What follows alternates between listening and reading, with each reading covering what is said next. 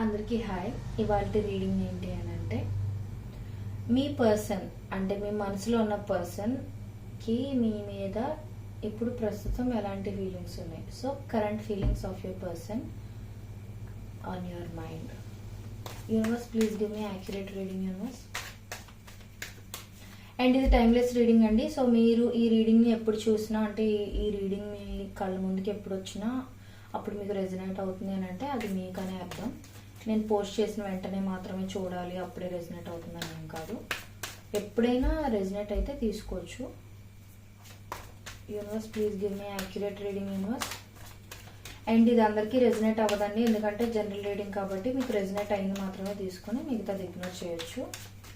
నా ఛానల్లో చాలా వీడియోస్ ఉన్నాయి, మీకు కావాలంటే చెక్ చేయండి. Universe please give me accurate reading universe. What are the feelings of my collective person towards my collective universe? What are my collective person's feelings towards my collective universe? What are my collective person's feelings towards my collective universe? What are my collective person's feelings towards my collective universe? Please clarify Five of Wands universe.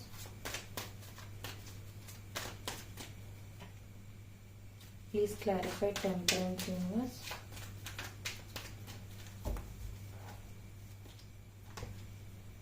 Please clarify Ten of Cups universe.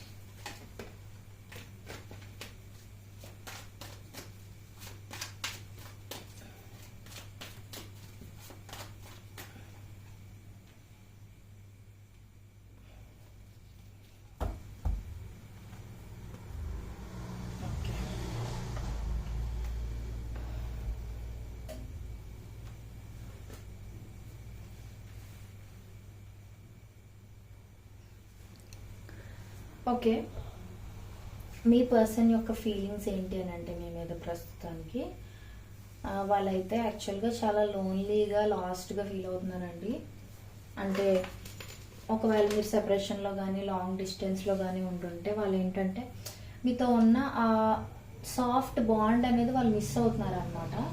So వాళ్ళు ఏంటంటే లోన్లీగా feel అవ్వడం, వాళ్ళ చుట్టూ ఎంతమంది ఉన్నా కానీ మీ presence వాళ్ళు మిస్ అవ్వడం ఇలాంటివన్నీ జరుగుతున్నాయి. వాళ్ళ ఇమాజినేషన్లో మాత్రం మీతో ఒక ఫ్యూచర్, ఒక ఫ్యామిలీని ఊహించుకుంటూనే బతికేస్తున్నారు వాళ్ళు ఆ లోన్లీనెస్లో కూడా. అండ్ ఇంకొకటి ఏంటి అని అంటే వాళ్ళు లాజికల్గా ఆలోచిస్తున్నారు, ఎమోషనల్గా ఆలోచించట్లేదు అనమాట. మేబీ ఎమోషనల్గా ఆలోచిస్తే మీకు ఇంకా ఎక్కువ అడిక్ట్ అయిపోతారేమో, మీకు ఇంకా అట్రాక్ట్ అయిపోతారేమో. అంటే అది అబ్సెషన్గా మారిపోతే ప్రాబ్లం అవుతుంది కదా అనవసరంగా అని, అనవసరమైన ఎడిక్షన్ ఎందుకు అన్నట్టుగా ఆలోచిస్తూ లాజికల్గా మాత్రమే ఆలోచించడానికి ట్రై చేస్తున్నారు. సో వాళ్ళైతే ఎమోషనల్గా అయితే ఆలోచించడానికి ట్రై చేయట్లేదు. అంటే వాళ్ళకి థాట్స్ వస్తున్నా కూడా వాళ్ళు కంట్రోల్డ్గా ఉండటానికి ట్రై చేస్తున్నారు అనమాట. ఇంకొకటి ఏంటి అని అంటే వాళ్ళతో వాళ్ళు చాలా జగల్ అవుతున్నారు అనమాట. అంటే వాళ్ళకి చాలా ఎమోషన్స్, మంచి మంచి ఫీలింగ్స్ మీ మీద ఉండుండొచ్చు. బట్ అది మీకు చెప్పలేక వాళ్ళ లోపల దాచుకోలేక చాలా అంటే వాళ్ళతో వాళ్ళు చాలా యుద్ధాలు చేస్తున్నారు అనే చెప్పచ్చు. ఇంకొకటి ఏంటి అని అంటే ప్రెసెంట్ అయితే వాళ్ళకి అంత పీస్ ఆఫ్ మైండ్ అయితే లేదు, టూ మచ్ థింకింగ్ అనేది చేస్తున్నారు వాళ్ళు మీకు సంబంధించిన విషయాల గురించి. అంటే వాళ్ళకి ఒక సార్ట్ ఆఫ్ టెన్షన్ కూడా ఉంది ఇక్కడ. అంటే మేబీ ఈ రిలేషన్షిప్ నిలబడుతుందా లేదా, ఏమైనా ఫ్యూచర్లో ఏమైనా బ్రేక్ అయిపోయేలాగా ఏమైనా అయిపోద్దా, అంటే వీళ్ళు సరైన యాక్షన్ తీసుకోకపోతే సిచ్యువేషన్ వర్స్ట్గా అయిపోతుందా, ఇంకా అలాగా too much over thinking చేసేస్తున్నారనమాట.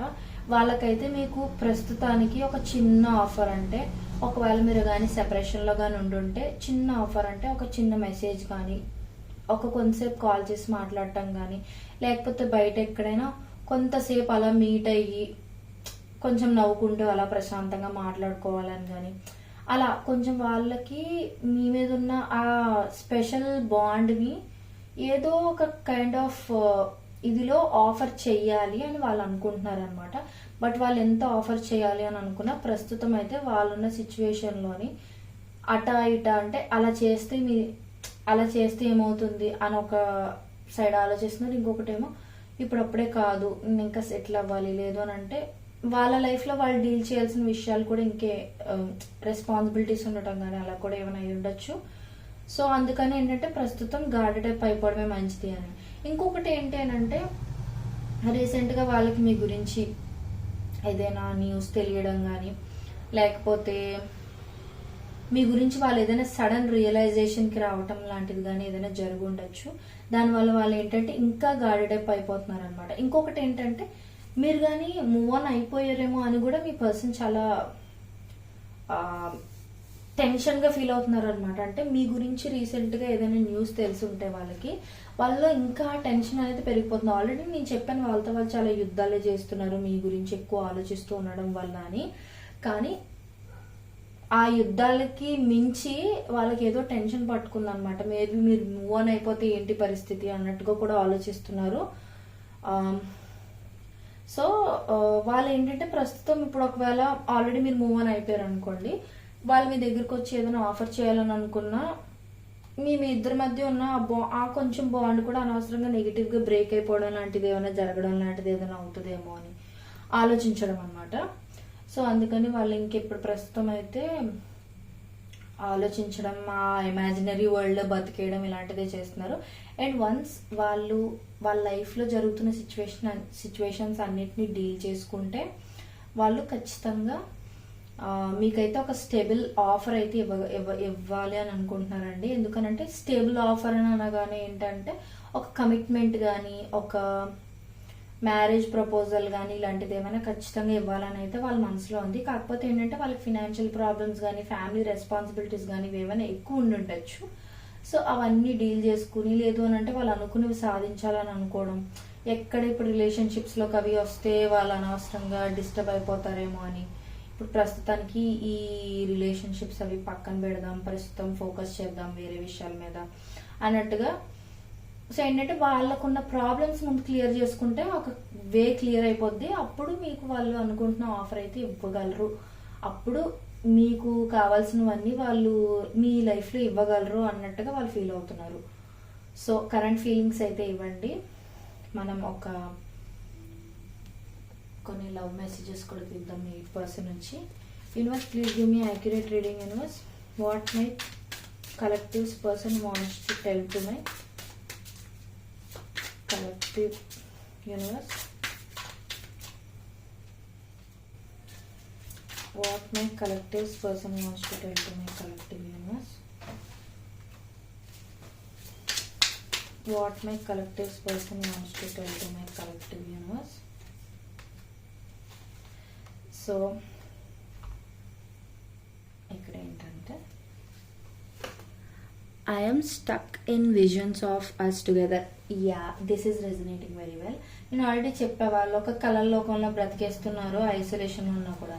So ఏంటంటే మీరిద్దరూ కలిసి ఉన్నట్టుగా, ఒక ఫ్యామిలీ ఉన్నట్టుగా, మీ ఇద్దరికి కలిపి పిల్లలు ఉన్నట్టుగా ఇలాగా ఊహించేసుకుంటున్నారు అనమాట ఎక్కువ. సో అదే ఈ కార్డులోని వాళ్ళు మీకు చెప్పాలి అని అనుకుంటున్న మాట ఇది. అండ్ ఎవరు వాళ్ళని అర్థం చేసుకోరంట, మీరు మాత్రమే వాళ్ళని అర్థం చేసుకుంటారంట. అదే వాళ్ళు మీకు చెప్పాలి అని అనుకుంటున్నారు. And why do I deserve someone like you. So maybe వాళ్ళ ఉద్దేశంలో మీరు ఏంటి అని అంటే మీరు చాలా హయ్యర్ పొజిషన్లో ఉన్నవాళ్ళు కానీ, లేదనంటే మిమ్మల్ని వాళ్ళు బాగా అడ్మైర్ చేస్తూ ఉండిండొచ్చు. సో దాన్ని బట్టి వాళ్ళు ఏమనుకుంటున్నారంటే నీలాంటి ఒక గొప్ప మనిషి నేను దక్కించుకోవడానికి నేను అర్హుడినేనా, లేకపోతే నేను నీలాంటి గొప్ప పర్సన్ని దక్కించుకోవడానికి నేను అర్హురాలనేనా అని వాళ్ళు అలా అనుకుంటున్నారు అనమాట. అంటే అంత గొప్ప పర్సన్ని నేను పొందగలనా, do I deserve someone like you అని అనమాట. I don't want to be who I use to be, you deserve better. So maybe ఏంటంటే ఫస్ట్ ఆఫ్ ఆల్ ఇక్కడ నేను ఏం చెప్పాలనుకుంటున్నానంటే ఈ కార్డ్ ద్వారా వాళ్ళు మేబీ వాళ్ళ లైఫ్ సిచ్యువేషన్స్తో డీల్ చేసుకోవడం మాత్రమే కాదు, మేబీ వాళ్ళు ప్రస్తుతం ఉన్న విధానం మీకు నచ్చకపోయి ఉంటే వాళ్ళని వాళ్ళు మార్చుకోవాలి అని ట్రై చేస్తున్నారు. అందుకే I don't want to be who I use to be, you deserve better. అందుకే ఆ బెటర్ పర్సన్గా వాళ్ళు మార్చుకోవడానికి ట్రై చేస్తున్నారు అనమాట. సో ఇది వాళ్ళ రీడింగ్. మీకు ఎవరికైనా రెజనేట్ అయి ఉంటే like, share and subscribe to my channel and hit that like button if you like my video. Thank you so much.